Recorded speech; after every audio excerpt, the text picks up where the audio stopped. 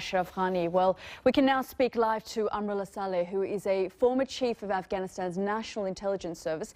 He's now the leader of the Afghanistan Green Trend Party. Mr. Saleh, thanks so much for joining us here on the program. We're getting mixed reports here about whether Mullah Omar is actually dead. Have you got any more information? Thank you, Yalda. The reason I believe he is dead because the Afghan government was contacted by Pakistan Army and they told the Afghan government that Mullah Omar is dead because Mullah Omar was under the protection of the Pakistan Army since the events of 9/11. So this is the word from the mouth of the horse, as we say.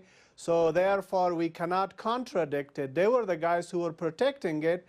Now we have to investigate not whether Mullah Omar is dead, but to find out how he is dead, the circumstances of his death, whether he was killed by a good rogue ISI element or he was sold out by a Pakistani colonel to claim the $10 million bounty which was for his head.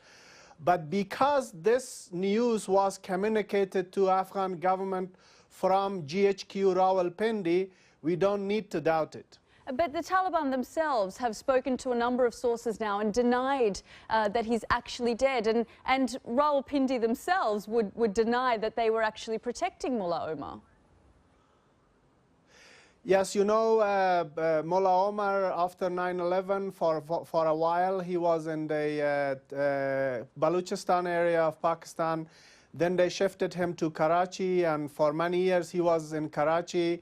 He was neither a strategist nor an operator. He was a mythical figure that the ISI had created using the circumstances in Afghanistan, the problems we had in the decade of 90s in our country. And therefore, he was under their protection. And his name was being used for all these atrocities, killing and destruction. And do I really know that this was communicated to Afghanistan from their interlocutors back in GHQ Rawalpindi? Yes, I know it like back of my hand. You have confirmation yourself of that? I have confirmation that Pakistan military and intelligence, they contacted the Afghan government and they said to the Afghan government, you can announce the death of Mullah Omar. So why they are so sure? As I said, Mullah Omar was living in their safe house for all these years. And so one layer of myth and mystery is gone. One X factor is solved. And we are now directly facing to a naked reality, which is that on the other side of the conflict, it has been Pakistan Army and ISI. We never doubted it, but for some cynicals and apologists, there was always a factor of Mullah Omar. And now that they say Mullah Omar has died 2 years ago, it means at least in the last 2 years, all the atrocities, killings, and terror attacks have been conducted in his name by Pakistanis, and in fact, he was never a factor. But where does this leave peace talks now, given that Afghanistan and the Pakistani government are working very closely to try and reach a peace agreement with the Taliban?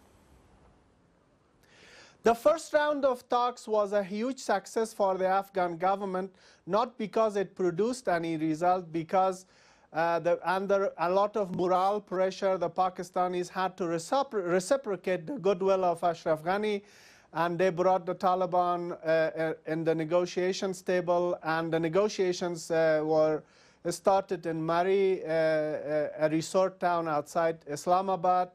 But remember, Yalda, that these talks, the first round of talks was ISI-controlled, ISI-owned, only Afghan-led. And if we want these talks to get to anywhere, they have to be Afghan-owned, Afghan-controlled, and Afghan-led. What do you make of the timing of this announcement? I mean, you're claiming that the intelligence service in Pakistan informed the Afghan government that they should make the announcement that he's dead. I mean, what do you make of the timing of this? I think there are a number of factors why they are admitting now that Mullah Omar is dead. Why not 2 years ago? They have allowed the Taliban to talk to the Afghan government, so which means the factor of a state, the factor of government in Afghanistan is now very solid, and it's going to be permanent. So Taliban are not going to be a toppling force. They will be at best a massive headache for Afghanistan, and therefore Pakistanis have to, in one way or another, seek a negotiated settlement where their interest is protected. They have lost hope of redominating Afghanistan by a proxy. So and also, I mean, you say that he was a fictitious character that we haven't really seen.